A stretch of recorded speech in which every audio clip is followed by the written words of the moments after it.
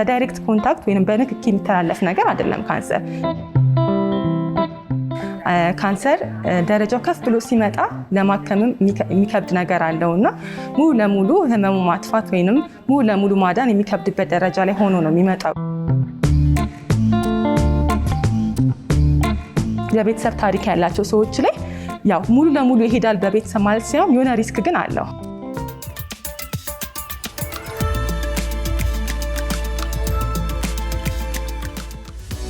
ለብዙዎቻችን ካንሰር ሲባል ወዲያ አእምሯችን የሚመጣው ተስፋ መቁረጥ ነው። ግን ይህ አይደለም፣ ካንሰር የሚታከም ነው፣ ክትትል የሚደረግለት ነው በማለት በርካታ ማዕከላት እየተከፈቱ ነው። ከነዛ ማዕከላት መካከል የክብር ደስታ ይገኝበታል። ዛሬ በማዕከሉ የምናደርገውን ቆይታ እንድትከታተሉ እንጋብዛቸዋለን።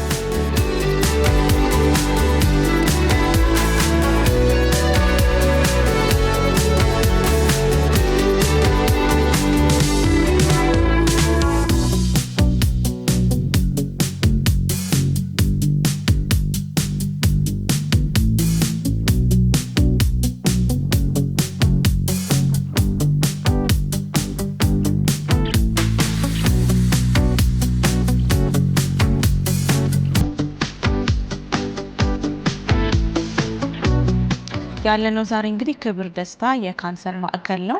እዚያም ጠቅላላ ያሉ ጥያቄዎችን እንጠይቅ። ዶክተር ሀዊ አብራኛለች። ዶክተር ሀዊ ዛሬ ስለመጣሽ በጣም ደስ ብሎኛል ስለተገናኘን። መጀመሪያ ስለራስሽ ንገሪኝ። የትምህርት ደረጃሽ ምንድነው? ስፔሻሊቲ እንዴት ያለ ነው የሚለውን በጣም አመሰግናለሁ። ዶክተር ሀዊ ፉርጋሳ እባላለሁ። የትምህርት ደረጃዬ የሕክምና ዶክተር ነኝ። ከሱ በተጨማሪ በህብረተሰብ ጤና አጠባበቅ ማስተርስ አለኝ። በተጨማሪ ደግሞ የካንሰር ህክምና ስፔሻሊስት ወይንም ክሊኒካል ኦንኮሎጂስት ነኝ በሙያዬ።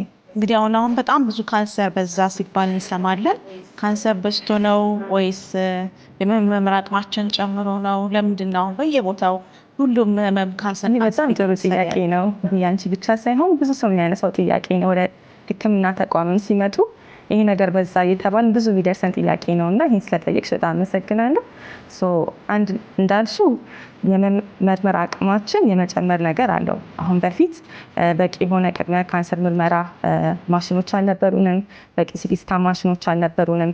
በጥቂት ከተሞች ላይ ብቻ ነበሩ እንደዚህ አይነት ህክምናዎች የሚሰጡት እና ክፍለ ሀገርና ጥግ አካባቢ ያሉ ሰዎች ህክምና ወይንም ያጋጠማቸው ህመም ምን እንደሆነ ሳይታወቅ ወይ ህይወታቸው ያልፍ ይሆናል ወይ ሌላ አይነት ኢንፌክሽን ነው ወይ ቲቪ ነው የተባሉ ሳይታወቅ በየቤቱ ህይወታቸው ያልፍ ነበር። አሁን ግን መሻሻል ስላለ ወደ ጤና ተቋማት እየመጡ ምርመራ ያደረጉ እየታየ ነው የካንሰር መጨመር ማለት ነው። ግን ከዚህ ደግሞ ጎን ለጎን በፊት ከነበረው የአኗኗር ዘይቤ ላይፍ ስታይል የምንለው ነገር ላይ ለውጥ ስለመጣ ከሱ ጋር አብሮ ተያይዞም የመጡ ካንሰር ላይ እኛ ሀገር ብቻ ሳይሆን በአጠቃላይ ዓለም ላይ የካንሰር የቁጥር ፕሮጀክሽን በጣም ነው የጨመረው እና ይሄ እንግዲህ የሚያሳየው ሞር ይሄ ሰደንተሪ የሚባል ወይንም ብዙ ይሄ እንቅስቃሴ የሌለበት አይነት አኗኗር፣ ብዙ የምንመገባቸው ምግቦችም ኮንትሪቢዩት ያደርጋሉ። አየሩ፣ ብክለቱ፣ ብዙ ነገሮች ለዚህ ፋክተር ኮንትሪቢዩት ያደርጋሉ ወይንም አስተዋጽኦ ያደርጋሉ ማለት ነው። አንድ መመርመር አቅም መጨመር ነው። ሌላ ደግሞ ያለው ዓለም ላይ ያለው ከእድገት ጋር ከኢንዱስትሪላይዜሽን ጋር የመጡ ብዙ ለውጦች አሉ እና ከእሱ አንጻር የካንሰር መጠን እየጨመረ ሄዷል ማለት ነው። ከዚሁ ጋር ተያይዞ እንግዲህ ብዙ ጊዜ ሐኪሞች ምን ሲሉ ይደመጣሉ? ይህንን ነገር ቀደም ብለን ብናውቀው ኖሮ የተሻለ የህክምና ውጤት ይመጣ ነበር ሲሉ ይደመጣሉ። ስለዚህ ቀድሞ ለማወቅ እናንተ ኤርሊ ዲቴክሽን የምትሉት ማለት ነው፣ ያንን ለማድረግ ምንድነው ማድረግ ያለበት? ህብረተሰቡ እንዴት ነው የሚያውቀው? ምልክቶች አሉት ወይ? ስለዚህ ጥያቄ አመሰግናለሁ። እንደ ኦንኮሎጂስት ወይም እንደ ካንሰር ህክምና ሐኪም ካንሰር ደረጃው ከፍ ብሎ ሲመጣ ለማከምም የሚከብድ ነገር አለው እና ሙሉ ለሙሉ ህመሙ ማጥፋት ወይንም ሙሉ ለሙሉ ማዳን የሚከብድበት ደረጃ ላይ ሆኖ ነው የሚመጣው የኛ ህብረተሰብ እና በፐርሰንት ራሱ ካየነው ከ60 እስከ 70% የሚባሉት አብዛኞቹን ካንሰሮች ደረጃ 4 ወይ ደረጃ 3 ከፍተኛ የሚባለው ላይ ከደረሱ በኋላ ነው የሚመጡት እና እንደዛ ሲሆኑ ለሙሉ ከሰውነት ለማከምና ተገቢ የሆነ ኦፕራሲዮን ለማድረግ ወይም ኬሞቴራፒ ለመስጠት አቅማቸውን ከተዳከመ በኋላ በሌላ ህክምና ብዙ ወጪና ሌላ ብዙ ድካም ካለፉ በኋላ ነው እኛ ጋር የሚመጡት እና እንደዛ እንዳይሆን ዋነኛው ስቴፑ ቀድሞ መመርመር፣ ቅድመ ምርመራ፣ ይህ ስክሪኒንግ የምንለው ነገር ማለት ነው። ስክሪኒንግ በብዙ ነገር ይጠቅማቸዋል። አሁን ለተለያዩ የሰውነት ላይ ከሚነሱ ካንሰሮች፣ ፈጣን ካንሰሮች ሪከመንድ የሚደረጉ የሚመከሩ ስክሪኒንግ ቴክኒኮች ወይንም መንገዶች አሉ እና ለጡት አለ፣ ለማህፀን ጫፍ ካንሰሮች አሉ። አሁን ደግሞ ለሳምባ ካንሰርም እየመጣ ነው። አትሪስክ ለሆኑ ለሚያጨሱ ሰዎች ተብሎ የሚመከሩ መደረግ ያለባቸው ስቴፖች አሉ እና አትሪስክ ናቸው ተብሎ የሚታሰቡትን ለብቻ ለይቶ ማከም አለ። ሌላ ደግሞ አቨሬጅ ሪስክ ወይንም ከሌላው ጋር ተመጣጣኝ ሪስክ ደግሞ ያላቸውን በእድሜ ገደብ ተደርጎ የሚመከር ቅድመ ካንሰር ምርመራዎች አሉ። ቅድመ ካንሰር ማድረጉ የሚጠቅመው ነገር ካንሰሩን ቀድመን ማግኘትና በሆነ ዓመት እንቀድመዋለን። ይህ ለእኛ በጣም ጥሩ ነው የሚሆነው። አሁን ለምሳሌ ለጡት ካንሰር የሚደረጉ ምርመራዎች ቢያንስ ከ1 እስከ 5 ዓመት እንቀድመዋለን። የማህፀን ጫፍ ካንሰር ደግሞ ሲሆን ኦልሞስት እስከ 10 ዓመት ከዛም በላይ ቀድመን ነው ሴሎቹ የምናገኛቸው። ገና ወደዛ የሚቀየሩ ሴሎች ቀድመን ስለሆነ የምንይዛቸው በ10 ዓመት መቅደም ማለት የሚያመጣውን ኢፌክት ማሰብ እንችላለን። ልክ እንደዚህ ሌሎችም ካንሰሮች አሁን የአንጀት ካንሰር ኮሎኖስኮፒ በመሰራት እስከ 5 ዓመት ቀድመን ዲቴክት ማድረግ እንችላለን። አንዳንዴ እስከ 10 ዓመት ቀድመን ማወቅ እንችላለን ካንሰሩ ማለት ነው። ቀድሞ የሚታወቁ በእንጭጩ እንዲቀሩ ማድረግ የምንችላቸው አይነት እንትኖች አሉ፣ የካንሰር አይነቶች አሉ። ሌሎቹ ደግሞ ቀድሞ እንኳን ካልታወቀና ምልክቶች ሲታዩ ቀድሞ ወደ ጤና ተቋማት ለመምጣት የሚደረገው ሕክምና የምናውቀው የካንሰር ደረጃዎች አሉ። ደረጃ 1፣ 2፣ 3፣ 4 የሚባሉ ማለት ነው። ደረጃና 1 እና 2 ላይ ያሉት አብዛኞቹ ካንሰሮች ለሕክምና በጣም አመቺና ሙሉ ለሙሉ ካንሰሩን ከሰውነት ለማስወገድ በሚመች ደረጃ ሆኖ ነው የሚመጡት ማለት ነው። በዛ ደረጃ ላይ ሲመጡ ለእኛም በጣም ይቀለናል ለማከም፣ ለታካሚው አመርቂ የሆነ ውጤት ያገኛሉ ማለት ነው። ግን እንደዚህ ሲባል 3 እና 4 ከዛ በላይ የሆኑ ደረጃዎችን ማከም አንችልም ማለት ሳይሆን ለእነሱ ሕክምና አማራጮች በደንብ አሉ። ግን ደግሞ የምንጠብቀው የፕሮግኖሲስ የሚለው ነገር ቀድሞ ከሚገኙት አንጻር ትንሽ የመቀነስ ነገር ይኖረዋል። ይህን ለማስረዳት ያክል እንግዲህ አሁን ያው የካንሰር ሴንተሮች የተስፋፉ ነው። አሁንም ያለ ነው ክብር ተስፋ የካንሰር ማዕከል ነው። እንግዲህ ከዚህ ጋር በተያያዘ ህብረተሰቡ ቶሎ እንዳይመጣ የሚያደርጋቸው ነገሮች ምንድን ናቸው? ከካንሰር ጋር ተያይዘው ትክክለኛ ያልሆኑ አመለካከቶች የምትሏቸው እናንተና ህብረተሰቡ እንዲያውቋቸው የምትፈልጓቸው ስለ ሕክምና ሊሆን ይችላል፣ ቀድሞ ስለመመርመር ሊሆን ይችላል።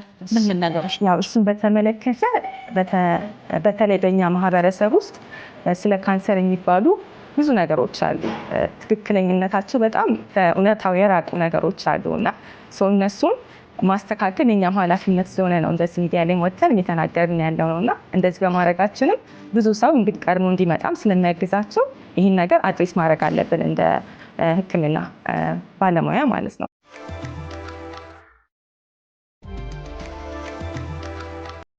የክብር ደስታ የካንሰር ሴንተር ማዕከሉ ከተከፈተ እንግዲህ ትንሽ ቆያለ፣ ቅርብ ጊዜ ቢሆንም ለምን ዓላማ ነው የተከፈተው? ከዚህ ቀደም ስታደርጉት ከነበረው የተለያየ የህክምና እገዛ ላይ ይህን የጨመራችሁበት ዋነኛው ምክንያት ምንድን ነው? ከዛ በፊት ግን እናንተ ስለምንተዋወቅ ነው ዝም ብዬ ገባሁት። ለሚመለከቱ ተመልካቾች ምሽን እዚህ ጋር ያለሽን ኃላፊነትም ንገሪኝ። እሺ፣ ስሜ ዶክተር ብሌን እባላለሁ። የጠቅላላ ሐኪም ነኝ። በክብር ደስታም በማርኬቲንግ እሰራለሁ። በረዳት ሜዲካል ፕላዛም እንደዛ። ክብር ደስታን ሲቋቋም ዋናው የተቋቋመበት ምክንያት ኳሊቲ ወይም ጥራት ያለው ሆሊስቲክ ወይም ሁሉንም ማዕከል ያደረገ አይነት አገልግሎት ለካንሰር ታካሚዎች ይሄ ጥሩ ፖዚቲቭ የተባለ አይነት ትሪትመንት እንዲኖረው እሱን በማሰብ የተቋቋመ ድርጅት ነው። አይ ቲንክ ኦልሞስት አሁን 6-7 ወር ይሆነዋል ከተከፈተ። ጥሩም ለፔሸንቶች ወይም ለታካሚዎች ጥሩ የሆነ አገልግሎት ለመስጠት የተከፈተ ነው። ቀድሞ ተመርምረው ቀድሞ ታክመው ቶሎ እንዲድኑ እና የሚመጣውን ኮምፕሊኬሽኖች ለማከም እና ቶሎ ለመቅረፍ የተፈጠረ ነው። ደስ ይላል። እንግዲህ ቀደም ብለን የተገናኘን ጊዜ የጡት ካንሰር የግንዛቤ ማስጨበጫ ወር ላይ በነፃ ምርመራ በምታደርጉበት ጊዜ ነበር እና ያን ጊዜ አንዳንድ ሴቶችንም አይተን ነበር። ያው ሁሉም ሴቶች ይፈራሉ ቀጥሎ ምንድነው የምንባለው የሚለውን እና እንደው በነዛ ምርመራዎቻችሁ ጊዜ ምን አጋጠማችሁ? እኛም ይሄን ሴንተር ብንከፍት ሰዎች ልናግዝ እንችላለን ያስባሏችሁ ተሞክሮች በረዳትን ስትሰሩ እንዲሁም ደግሞ በዳያግኖስቲካቸውም ስትሰሩ ያጋጠማችሁ ነገር ምንድን ነው? ስለ ካንሰር ምን ተረዳችሁ? ሀገራችን ውስጥ ስላለው ነገር በአጠቃላይ በጣም ኖቲስ ያደረግነው እኔም ስክሪን ስለማረጋቸው የሚመጡትን ታካሚዎች እኔም እድሉን አግኝቼ ስማያቸው ስላሉ በአብዛኛው ስንጠይቃቸው ወይ እድሜያቸው ማንኛውም እንግዲህ ከ40 ዓመት በላይ የሆነች ማንኛውም ሴት የጡት ካንሰር ቅድመ ምርመራ ወይም ማሞግራፊ ማድረግ አለባት።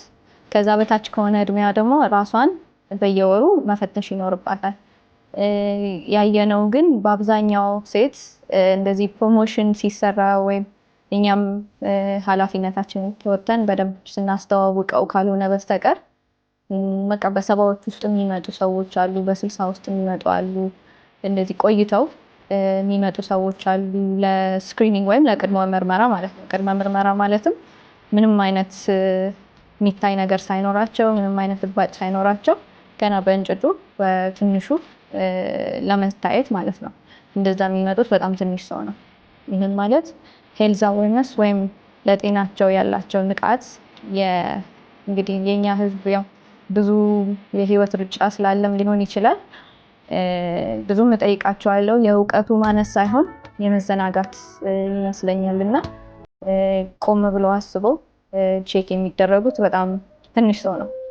የኛም ፋሲሊቲ ያው ለኢትዮጵያ ህዝብ ሙሉ ባይደርስም የኛ ፋሲሊቲ ውስጥ መተው የሚታዩት ሰዎች ግን ምንም ያህል ቢቆዩ ዋናው የመጀመሪያውን እርምጃ መውሰድ ነውና እየወሰዱ ያሉ ብዙ ሰዎች አሉ። ከድሮም ከሰራ ነው አሁን እየሰራን ያለነው ካምፔን ላይም በጣም ጨምሯል። የሚመጣውም ሰው የሚሰማውም ሰው በጣም ጨምሯል። አሁን ጥሩ እየሰራ ነው ብዬ አስባለሁ። ደስ ይላል። እንግዲህ አሁን በዚህ በክብር ደስታ የካንሰር ማዕከል ሁሉም አይነት ካንሰር ነው የሚታየው ወይስ የጡት ካንሰር እና የማህፀን ብቻ ነው? ምንድን ነው የሚሰጠው የሚለውን ንገሪ። በክብር ደስታ የካንሰር ማዕከል ስንጀምረው ወደ 6-7 ወር ይሆነዋል። የጀመርነው በጡት ካንሰር ኪሞቴራፒ በመስጠት ነው የጀመርነው። አሁን ግን አስፋፍተን ሁሉንም የካንሰር አይነቶች እናክማለን ማለት ነው በመድኃኒት። ከካንሰር ጋር ተያይዞ በማህበረሰባችን ውስጥ የሚባሉ የተሳሳቱ አመለካከቶች አሉ። እሱም ማቃናትና ማስተካከል የኛም ኃላፊነት ስለሆነ ነው ሚዲያ ላይ ወጥተን የምንናገረው። አንደኛው ነገር ካንሰርን እንደ እርግማን ማየት እና ደግሞ ምንም መፍትሄ የሌለው ካንሰርን ከሞት ጋር ካንሰር እኩል ይሆናል ሞት ብሎ ማሰብ ነገር አለ እና እሱ በጣም የተሳሳተ አመለካከት ነው። ታዲያን በውጪዎቹ ዓለም በደንብ የሚታከም ነገር ነው። አሁን እንደ ምሳሌ መስጠት የምፈልገው ነገር ድሮ የተለያዩ ኢንፌክሽኖች ቲቪ ሊሆን ይችላል ኦር ኢቨን HIV ሊሆን ይችላል እና እንደዚህ አይነት ተላላፊ የሆኑ ህመሞችን በኢንፌክሽን የሚመጡ ቲቪ በኤችአይቪ አይነት ህመሞች ለሞት ይዳርጉ ነበር። ግን ትክክለኛው የሆነ ሞደርን ሳይንስ ያመጣቸው የህክምና ዘዴዎች እና መፍትሄዎች እና መድኃኒቶችን በመጠቀም ግን አሁን ቲቪ ሰው ያዘው ሲባል ምንም የሚገርመን ነገር የለም።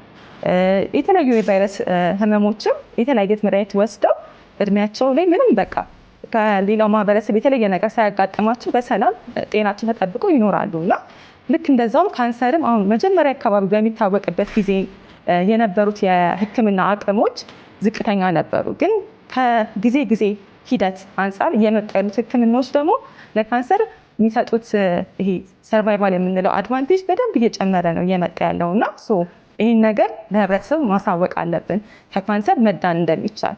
ይህን ደግሞ በደንብ ኤፌክቲቭ ለማድረግ በጊዜ መጥቶ መታከሙ ደግሞ ከምንም በላይ የበለጠ በቃ የተቀናጀ አይነት ህክምና ከሰርጀሪ ጋር አድርጎ እንደ ሳይቱ እንደሚከሰትበት ሳይት ይለያያል እና እንደ መነሻ ሳይቱ አይተን ሰርጀሪ የሚያስፈልገውን ሰርጀሪ መስራት፣ ከዛ ቀጥሎ ኬሞ የሚያስፈልገውን ኬሞ መስጠት፣ አንዳንድ ደግሞ ካለበት ቦታ አንጻር ለሰርጀሪ አመቺ ያልሆነ ቦታ ደግሞ ሲሆን ጨረር ህክምና በመስጠት ማዳን የሚቻል ነገር ነው። ስለዚህ እርግማን ነው ወይ ካንሰር ሞት ነው የሚባለው ነገር ይህ ስህተት እንደሆነ እና በየትኛውም ደረጃ ላይ ያለው ካንሰር መታከም እንደሚቻል እና መፍትሄ እንዳለው ለዚህም ደግሞ ይህንን ህክምና የሚሰጡ ተቋማት ጋር መጥተው ህክምና ማድረግ እንደሚችሉ ነው። ይሄ አንደኛው ነው።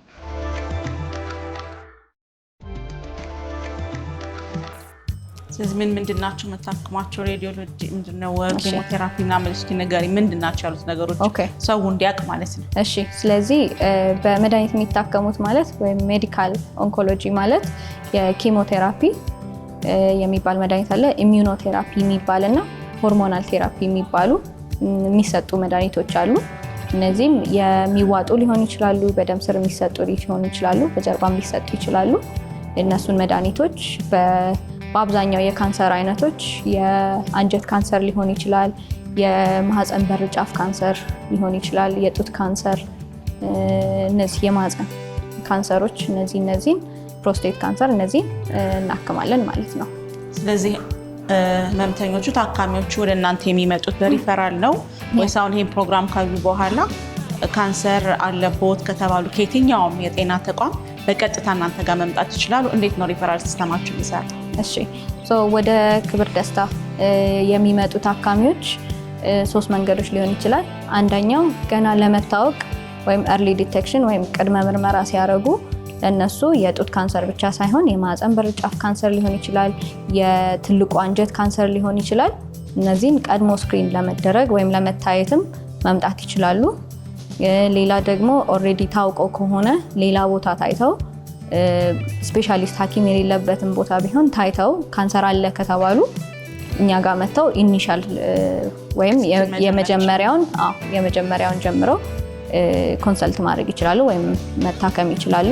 ሌላኛው ደግሞ እየታከሙ ከነበረ መድኃኒት እየወሰዱ ከነበረ እሱንም ማስቀጠል እንችላለን። እዚህ የሚፈልጉትን መድኃኒቶች እንዳለ ስፔሻሊስት ሐኪሞች ስላሉ ከነሱ ጋር ዲስከስ አድርገው ታካሚዎቹ መጨረስ ይችላሉ። ሌላ ደግሞ ሰከንድ ኦፒኒየን ወይም ሁለተኛ ድጋሚ መታየት የሚፈልጉ ሰዎች ካሉ ጥያቄዎች ካላቸው በአብዛኛው ጊዜ የካንሰር ላይ የምናየው የኢንፎርሜሽን ጋፕ ሊኖር ይችላል። የመረጃ ሰጣጥ ላይ ምን መጠበቅ እንዳለባቸው እንዴት እንደሚታከም ሙሉ ፒክቸር ላይሰጣቸው ይችላልና ለሰከንድ ኦፒኒየን እኛ ጋር መምጣት ይችላሉ፣ እኛ ጋር መቀጠል ይችላሉ። ሌላ ደግሞ ካንሰሩ ከጠፋ በኋላ እኛ ጋር መጥተው ፎሎ አፕ ወይም በየጊዜው ቼክ መደረግ ስላለበት ወይ በአመት በ6 ወር የካንሰሩ አይነት ስለሚለያይ እሱንም እኛ ጋር መጨመር ይችላሉ ማለት ነው። በጣም አመሰግናለሁ ዶክተር ብሌን። እንግዲህ በዚህ አጋጣሚ የክብር ደስታ እንደጀመረ ለማያውቁ ተመልካቾቻችን ምን ማለት ትፈልጊያለሽ? ምን መልዕክት ማስተላለፍ ትፈልጊያለሽ? እሺ ክብር ደስታ ካንሰር ሴንተር በረዳት ሜዲካል ፕላዛ ማለትም ቦሌ ዓለም ሲኒማ ቁጥር 2 ህንፃ ላይ 2ኛ ፎቅ ላይ ይገኛል። በ9477 ላይም በመደወል ማንኛውንም ጥያቄዎች ካላቸው መጠየቅ ይችላሉ። ቅድመ ምርመራም ሁሉም ሰው እንዲያደርግ እመክራለሁ። ሁለተኛው ደግሞ ካንሰር እንደዚህ ቀጥታ የሚተላለፍ ይመስላችኋል? አሁን አንዳንድ ቤተሰቦች ወይ አስታማሚዎች ሲመጡ ይሄ ነገር ካንሰር ነው ይተላለፍብኛል ብሎ መስጋት፣ ለታካሚ እንክብካቤ መስጠት መፍራት አለ። ይሄ በዳይሬክት ኮንታክት ወይም በንክኪ የሚተላለፍ ነገር አይደለም ካንሰር። እንደዚህ ደግሞ ሲባል አንዳንድ ካንሰሮች ለምሳሌ የጉበት ካንሰር እንደ ከስር የሚያመጣው ኮዝ ለምሳሌ እንደ ጉበት ቫይረስ፣ ሄፓታይተስ ቢ እና ሲ የምንላቸው ካለባቸው ለሱ የሚደረግ ጥንቃቄ ያለ ቫይረሱ እንዳይጋባ ይሄ ከሰውነት የሚወጣ ፈሳሽ እንደዚህ አይነት ነገሮች ላይ ጥንቃቄ ማድረግ ያስፈልጋል። ከዛ ውጭ ግን ራሱ ካንሰሩ ግን በቀጥታ ንክኪ ወይ አብሮ በመኖር የሚተላለፍ ነገር አይደለም። ይህም ሊረዱ ይገባል። ሌላው ደግሞ ትንሽ ማስተካከል የምፈልገው የቤተሰብ ታሪክ ያላቸው ሰዎች ላይ ያው ሙሉ ለሙሉ ይሄዳል በቤተሰብ ማለት ሳይሆን የሆነ ሪስክ ግን አለው። አሁን እናት ላይ በጂን የሚተላለፍ ከ10 እስከ 15% የሆነ የጡት ካንሰር ሪስክ አለና እናት ወይ አባት ላይ እንደዚህ አይነት ኬዞች ካሉ ወደ ልጅ የሚሄድ ነገር አለ። እንደዛ ሲሆን ቀድመን እንመክራለን። ለሌሎች ለአቨሬጅ ሪስክ ለሆኑት ከምንመክረው ይልቅ ቀድሞ ምርመራ እንዲያደርጉ ቅድመ ካንሰር ምርመራውን ገና በ20 ቤት በ30 ቤት እንዲጀምሩ እናበረታታለን ማለት ነው። ይሄ ሙሉ ለሙሉ 100% ይተላለፋል ሳይሆን ሪስክ ስላለው ከሌሎች ፖፑሌሽን ከሌላው ህብረተሰብ ይልቅ ሪስካቸው ስለሚጨምር ለነሱ ቀድመው ሪከመንድ ከሚደረገው እድሜ ቀደም ብለው እንዲመረመሩ ምክር እንሰጣለን ማለት ነው።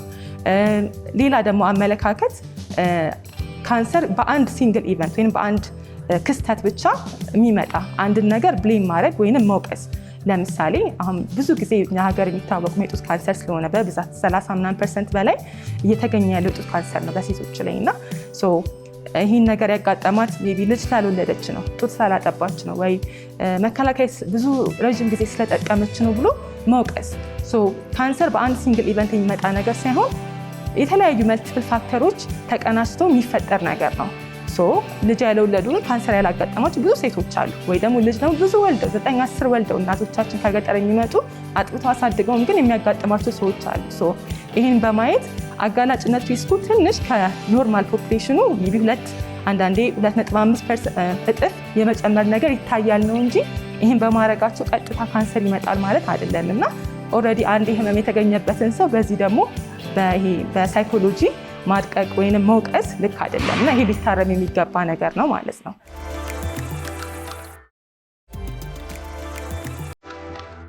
ሌላ አንድ ነገር ደግሞ ለመጨመር ካንሰር ከታወቀ በኋላ ለካንሰር የሚሰጡ ህክምናዎች ኬሞም ሆነ ጨረር ህክምናዎች ከካንሰሩ ይልቅ እነሱ የመግደል አቅም አላቸው ብሎ ደግሞ ማሰብ አለና ስለዚህ ህክምናውን ትቶ ሌላ መፍትሄዎች መፈለግ ነገርም ይታያል እና አንድ ሰው ጨረር ሲጠቀም አረፈ ብሎ ማሰብ ወይ ኬሞ ነው የገደለው ብሎ የማሰብ ነገርም አለ። ይህን እንደ ባለሙያ ለማስረዳት ያክል ለአንድ ሰው ኬሞቴራፒ ወይ ጨረር ህክምና ሲታዘዝለት የሰውየውን ፐርፎርማንስ አቅሙን አይተን ላለበት ደረጃ አገናዝበን ይህንን ኬሞ ይቋቋማል ወይስ አይቋቋምም ብለን ጨረሩ ምን ያክል ይጠቅማል ብለን ወስነን አመዛዝነን ነው። ፕላስ ደግሞ ከታካሚው ጋር ይህን በመጠቀሙ ያለውን አድቫንቴጅ አስረድተን ነው እና ኬሞ ሲታዘዝ ደግሞ በየዙር የሚደረጉ ምርመራዎች አሉ፣ አቅም ፍተሻዎች የምናደርጋቸው ነገሮች አሉ እንጂ አንድ አሁን መጀመሪያ ቀን ባየነው አይደለም ኬሞ የሚቀጥለው እና በእያንዳንዱ ግንኙነትና ኮንታክት ያንን ሰው አሰስ አድርገን ለዚህ ኬሞ ሰውነቱ ይችላል ወይ ብለን ነው የምናደርገው። ያው ከኬሞቴራፒ የምንጠብቅ የተለያየ አይነት ሳይድ ኢፌክቶች አሉ፣ እሱን እናስረዳለን። እሱን ለመቀነስ የሚሰጡ ህክምናዎችም አሉ፣ እሱንም አብረን ነው የምናዘው። ስለዚህ ኬሞ ስናዝ ለታካሚ በሚጠቅም ሁኔታና ከዚህ ኬሞ የሚያገኘውን ነገር በማስረዳት ነው የምናዘው እና ስለዚህ ይህንን ህክምና መፍራት መሸሽ የለባቸውም ብዬ መናገር እፈልጋለሁ እና ለእነሱ በሚጠቅም ሁኔታና የእነሱን አቅም ባገናዘበው ሁኔታ ህክምና የሚደረገው ማለት ነው። በጣም ደስ ይላል ዶክተር ሀዊ። ካንሰር ሲባል ያው እንዳልሽው በህብረተሰባችን የሞት ነገር ነው የሚመስለው። በቃ ወደ የህይወትሽ መጨረሻ ነው።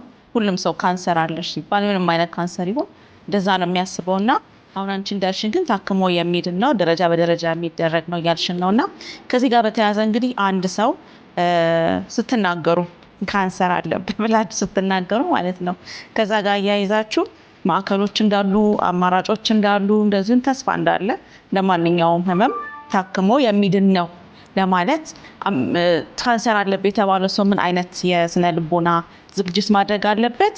በተቋም ደረጃስ ምን አይነት ዝግጅቶች አሉ በሀገራችን የሚለው የመጨረሻችን ይሆናል። አመሰግናለሁ። ስለዚህ የካንሰር ህክምና በመንግስት ሆስፒታል ደረጃ ይሰጣል፣ በግል ህክምና ተቋማትን ደረጃ ይሰጣል። የካንሰር ህክምና ቅድም ለመናገር እንደሞከርኩት የአንድ ስፔሻሊስት የአንድ ሰው ብቻ ህክምና ሳይሆን የተቀናጀ እኛ ብቻ አሁን እኔ እንደ ካንሰር ሐኪም ለብቻ የማከም የምችለው ካንሰር የለም። ከሌሎች ስፔሻሊስቶች ጋር በመቀናጀት ነው የማከመው። ስለዚህ የሰርጀሪ ወይም ኦፕራሲዮን የሚሰሩ ሐኪሞችን አቅም ይጠይቃል።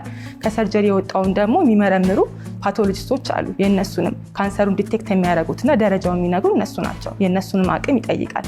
ከዛ በኋላ ደግሞ የእኛም ሪስፖንስ አለ። ካንሰሩን ደግሞ ስንከታተለው የምናሰራቸው የተለያዩ ሲቲ ስካን፣ ራጅ፣ አልትራሳውንዶች አሉ። እሱን ደግሞ የሚያነቡን ራዲዮሎጂስቶች አሉ እና ካንሰር የመልቲዲስፕሊናሪ ቲም ማኔጅመንት ብለን ነው የምናስበው እንጂ የአንድ ሐኪም ብቻ አይደለም። ኢቨን ውሳኔውን ብዙ ጊዜ ሲደረግ የእነዚህ ቲሞች ተቀናጅተው የሚሰጡት ህክምና ነው እና ስለዚህ ይህ አይነት ህክምናዎች እንደዚህ በተቀናጀ ሁኔታ የሚሰጡ የመንግስት ሆስፒታል ተቋማትም አሉ፣ የግል ተቋማትም አሉ። ህብረተሰቡ እንደ ምርጫው ሄዶ በዚህ መስተናገድ ይቻላል። ስለዚህ ይህ ህክምናዎች በመንግስትና በግል ተቋማት እንደዚህ በተቀናጀ ሁኔታ የሚሰጡ ናቸው። አንድ ታካሚ እንደተወሰነለት ህክምና አይነት ኦፕራሲዮን ሰርጀሪ ከተባለ ይህንን በሚሰጥ ተቋም ላይ ይሄ ስፔሻሊስቶች ያሉት ተቋም ላይ ሄዶ አገልግሎቱን ማግኘት ይቻላል እና አሁን ደግሞ ጠንከር ያለ ሪፈራል ሲስተም ስላለ ይታወቃሉ፣ እንደ ህብ ይታወቃሉ በመንግስትም ደረጃ። የግል ደግሞ በትላልቅ ከተሞች ላይ ጥሩ የግል አማራጮች እየመጡ ነው እና እሱም ህብረተሰቡ መጠቀም ይችላል ማለት ነው። ለክትትልም ቢሆን አንዴ ደግሞ ከህክምና በኋላም ሰርቪለንስ እና ፎሎአፕ ያስፈልገዋል የካንሰር ህክምናና ክትትላቸውን በሚመች በአቅራቢያ ባላቸው ሆስፒታል ውስጥ ይህን ክትትል ማድረግ ይችላሉ ማለት ነው። ሌላ አንድ መጨመር የምፈልገው ህክምናውን መስጠት ብቻ ሳይሆን ይህ ሜዲካል ፓርቱ ብቻ ሳይሆን አሁን ደግሞ የመጣ የፔሸንት ሰፖርት ግሩፖች አሉ። ይሄ ፔሸንቶች ታካሚዎች የሚረዳዱበት የሚበረታቱበት እንደዚህ የቡድን ስብሰባ አላቸው እና አንዳንድ ሆስፒታል በየወሩ የሚያደርጉት አለ። አሁን በጣም ጠንከር ብሎ እየተደረጉ ያሉት የጡትና የማህፀን ጫፍ ካንሰር ሰፖርት ግሩፖች አሉ እና ከነሱ ጋር ራሱ እንቀላቅላቸዋለን። እንደዛ መሆኑ ታክሞ የዳኑ ታካሚዎችን ሳዩ ኬሞን ማለፋቸውን ጨረሩ ማለፋቸውን ሳዩ ብዙ ብርታትና ጥንካሬ ያገኛሉ እና ከነሱ ጋር ኮንታክት እናስደርጋቸዋለን። ተጨማሪ ደግሞ እንደዚህ የካንሰር ታካሚዎችን ለመርዳት የሚፈልጉ የተለያዩ ኦርጋናይዜሽኖች አሉ። እዚህ አሁን ከተማው ላይ ራሱ ያሉ አሉ እና ከሩቅ ቦታ የመጡትን ለማገዝ መቆያ ቦታ የሚሰጡ ምግብ እንደዚህ ሰፖርት እያደረጉ የሚያቆዩ ተቋማት አሉ። በተጨማሪ ደግሞ አንዳንድ ኬሞቴራፒዎች ውድ ስለሚሆኑ ለታካሚዎች እሱንም ከቨር የሚያደርጉ ኦርጋናይዜሽኖች አሉ። ግን ደግሞ እንደ ግለሰብ አንዳንዴ መጥተው ቪዚት እያደረጉ እየጎበኙ ምን እንርዳ እያሉ ስፔሻሊ የበዓል ወቅት ላይ በጣም ደስ የሚል ልማድ አለ። እየመጡ ታካሚዎችን የሚጎበኙና እርዳታ የሚያደርጉ አለ። በዚህ ላይ ምለው ያው በዓል ብቻ ሳይሆን ሌላም ጊዜ መጥተው ቪዚት ቢጎበኟቸው እመክራለሁ እና እንደዚህ አይነት ሰፖርት ሳይገኙ በጣም ሳይኮሎጂካሊ ጠንከር ይላሉ። ሜንታሊ ዲፊት ላይ ሆኑ ማለት ነው እና ይበረታሉ። በጣም አመሰግናለሁ ዶክተር ሀዊ። እንግዲህ በስራሽ ሁሉ መልካሙን እመኝልሻለሁ። በጣም አመሰግናለሁ። በክብር ደስታ የካንሰር ሴንተር የነበረን ቆይታ ይህን ይመስል ነበረ።